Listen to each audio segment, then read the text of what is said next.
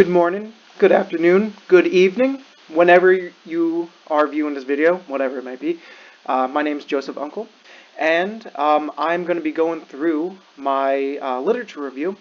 And one thing that you might notice is a little bit different with my threaded discussion is that this is actually the second video I'm posting. The first one that I had posted was a very long, in-depth, all-encompassing view of it, whereas this video, my goal is to move a little faster and focus mostly on the results rather than the procedure of the experiment and the hows and the whys on what they did. Just straight to the meat potatoes, which is the results and how that supports us as future educators. I do apologize that I can't make the screen larger and you cannot visually see my face. I've been having all sorts of tech issues these past 3 days. Without further delay, let's get right into it. So first off, students with dyslexia struggle academically. Now this might sound like a, well, no duh, they have a specific learning disability. But I bring attention to this fact not just to tell you something you already know, but rather to talk about the larger implications of these academic struggles. With students having issues with literacy development, that's not just contained to one aspect of class. That's not just limited to their English class. It'll have ripple effects into other subjects. Literacy, reading comprehension, is required in all aspects of life and academia. So with that said, by struggling with literacy development, then students are going to struggle in a lot more courses than just their English course. That puts them at a higher risk of academic failure. And when there's a high risk of academic failure, that could translate to further complications outside of the school environment. Meaning, we might have increased dropouts, and we can see them struggling to navigate their daily life outside of school. As educators, the purpose of this lit review is to really jump into understanding the nature of the disability and its characteristics, and the supports that educators can do to best help these type of learners. So moving right into it, the way I broke down my lit review is I kind of divided it in half here. First, we had to understand what it is, and from all the literature I reviewed on this, some of which I will go over here, and other research that I just needed to look up extra stuff just so I knew. There was this debate whether dyslexia is a language-based disorder or if it is more of an information processing disorder. And information processing disorder is something that I came to because the next two studies that we're going to look at gave me at least the implication that it's not language-based. It has something to do with neurological pathways within the brain. So in our first study here, basically what happens here is the researcher put some people with dyslexia into a PET scan machine, and they have them do various activation tasks to light up areas in their brain. Through the analyzing these PET scans results, the researchers were able to come to the conclusion that, okay, students, or well, in this study, people with dyslexia, overall, they show less brain activity when it comes to literacy tasks. And they believe that this comes from the part of the brain called the insula failing to act as a bridge between the hemispheres of the brain. They use terms like not working in concert with each other, and thus if information can't travel back and forth within the brain, then information doesn't get where it needs to go, and that leads to one, less brain activity, and two, the issues with literacy skills, reading comprehension, that we observe when it comes to people with dyslexia. As an educator, this brings to the surface that each person's brain is wired and structured differently. Rather than trying to force our learners into a one-size-fits-all model, educators really need to work with the neurological structures that exist within their learner's brain. You can't fix that no matter how hard you might try. You have to work with their brain structures to lead to an adequate education.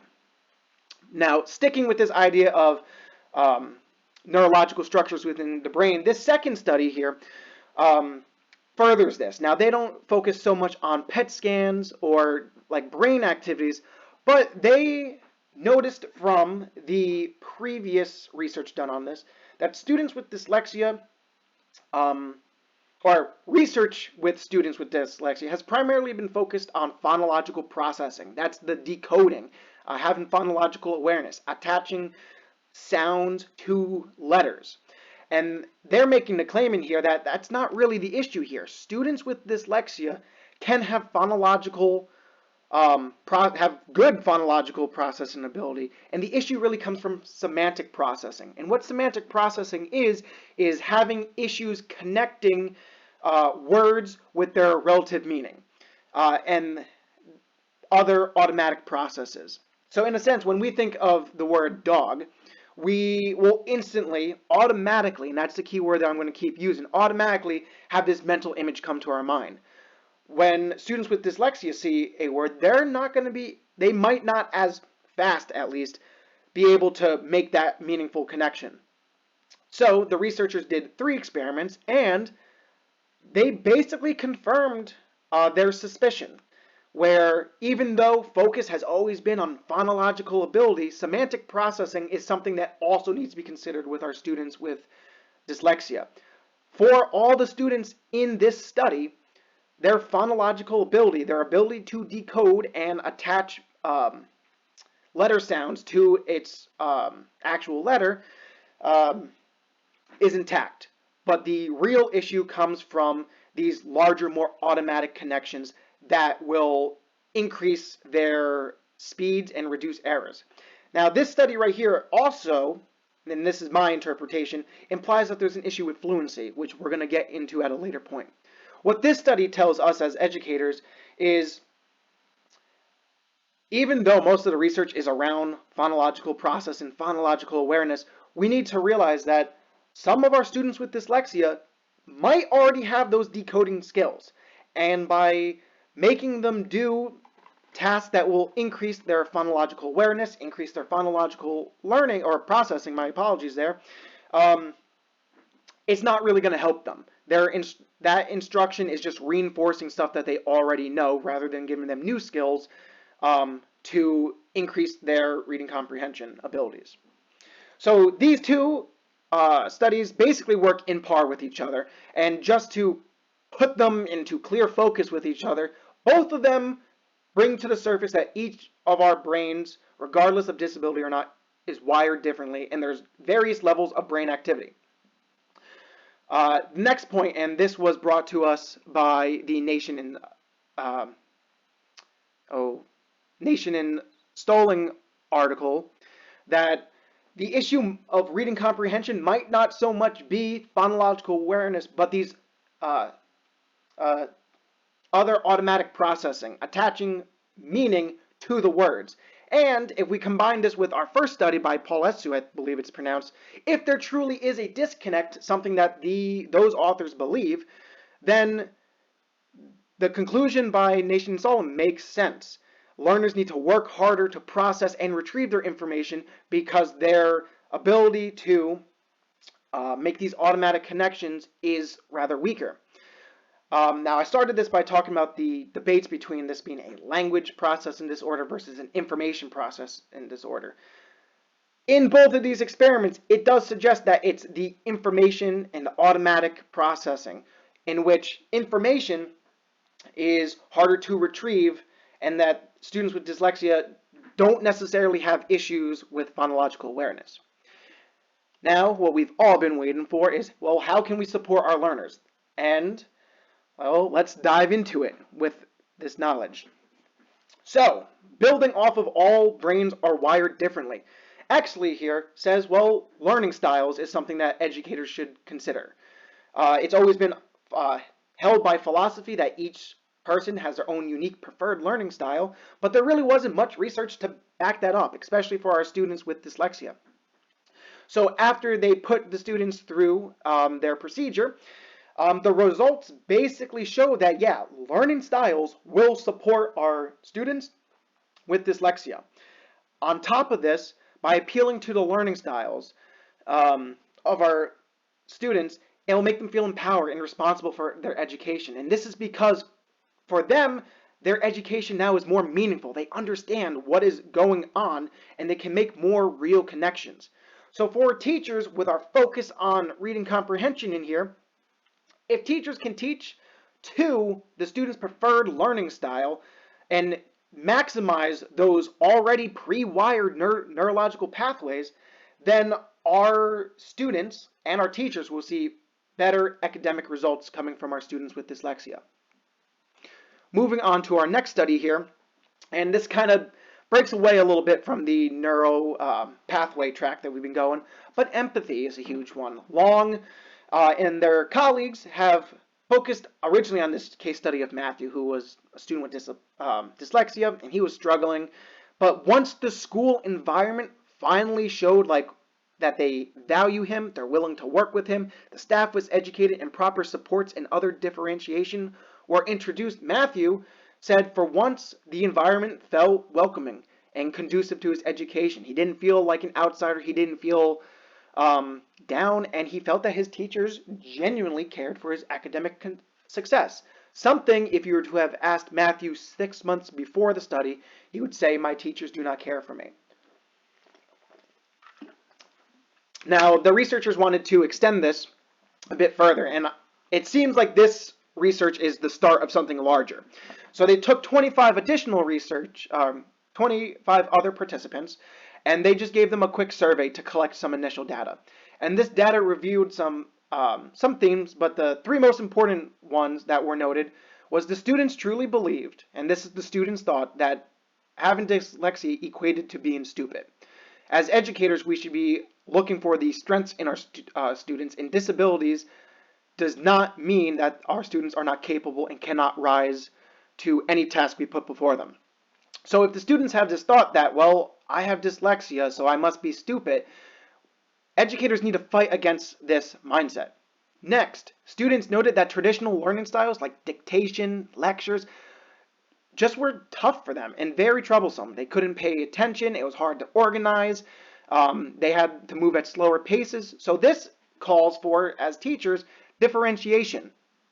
And lastly, the main point that Matthew was pushing from these initial interviews, survey, data collection, whatever term we want to use, all the students noted that they felt that their teachers did not have empathy for them. They did not care for them.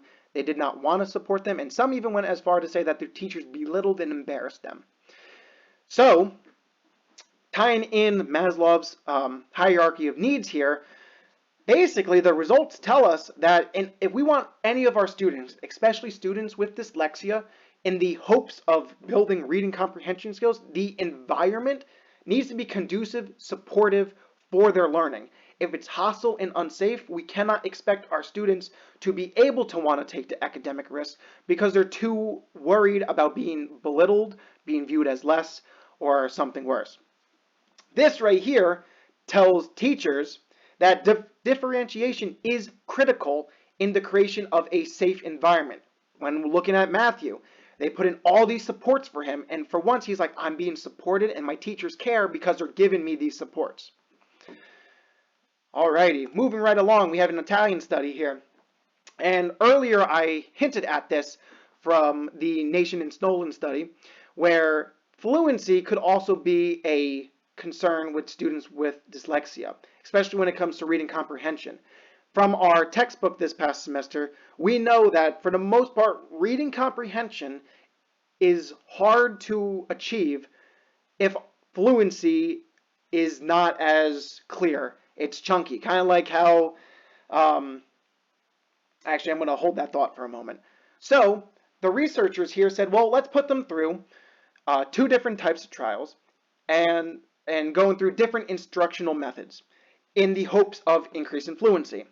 The results of this study showed that automatic subsyllabic methods, which is basically just focusing on larger chunks of the words, because we've already established in a previous study that a lot of students with dyslexia can decode words. And it's rather about making more meaningful chunks and larger connections, more automatic connections. So in this automatic subsyllabic method, students were able to increase their fluency and thus increase their reading comprehension because they're not breaking apart every word that comes in front of them. They're using less cognitive space, or I guess I should say they're reducing their cognitive load due to making these more automatic connections rather than having to decode every word, which results in the cognitive load being too much for reading comprehension to even occur. This surprisingly kind of goes against Exley's study that we just looked at too above about learning styles, because in this study they were actually forced into a certain style of learning and they showed more meaningful gains. As a teacher, the main thing that we get from this result is our learning environment. However it creates needs to be rigorous, but at points we do need to push students past their comfort zones, especially if we want to see results in fluency. Once fluency is achieved in our students with dyslexia, reading comprehension abilities will also likely increase. And the last study that we have here is, well, the year's 2018, educational software is becoming very large. So this study wants to focus on multisensory multimedia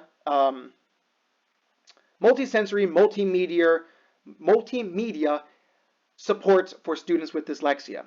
So multisensory instruction is basically appealing to our senses, not just vision, not just hearing, but vision, hearing, touch, taste, smell, all in combination with each other, to make the encoding and memory retrieval process easier as students use different neurological pathways to obtain and use the information that's being received, and also for them to retrieve and use at a later point.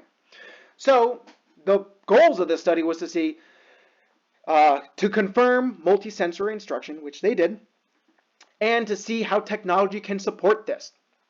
So they made an app, they had a student train on it for a bit, and going back to brain images, after 9 weeks of exposure with the auto train brain educational software, they show it resulted in overall increase in brainwave activity when performing literacy tasks, including reading comprehension. And the student also during that time just had shown academic gains in their own classrooms outside of this experiment. So as teachers, this tells us two things. One, multisensory instruction does work, and it will help our students encode the information within their unique neurological pathway as it appeals to different regions within the brain.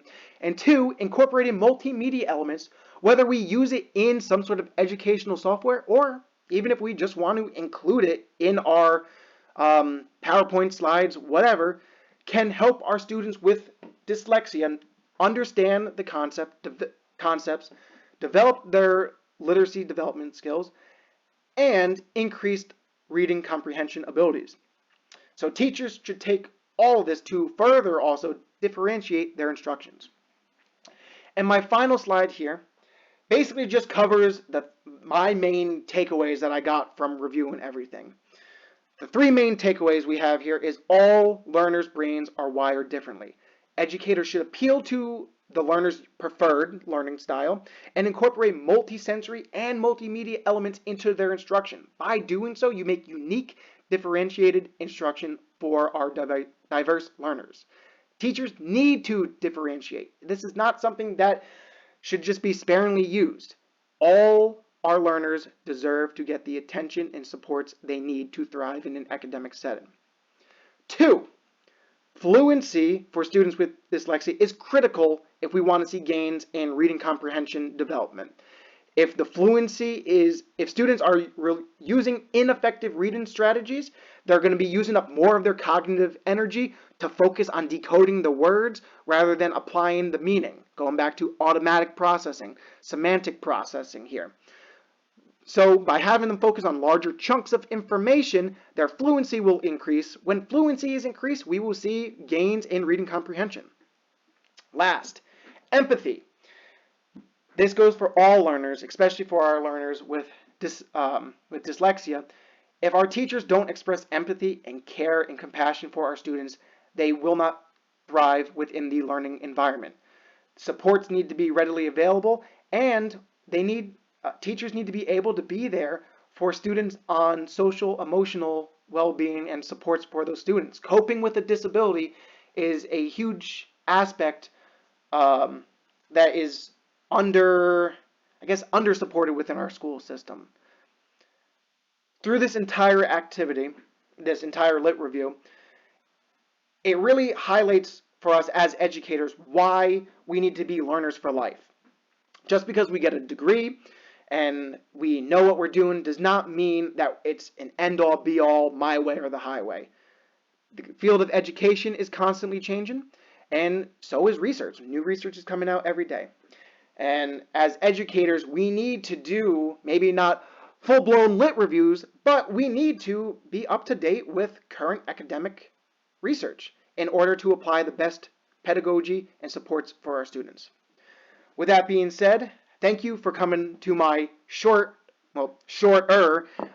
literature review presentation. I will just end this with my references that we can all take a look at. If anyone has any questions, comments, concerns, I'd be happy to answer them. And thank you for listening. Enjoy yourselves.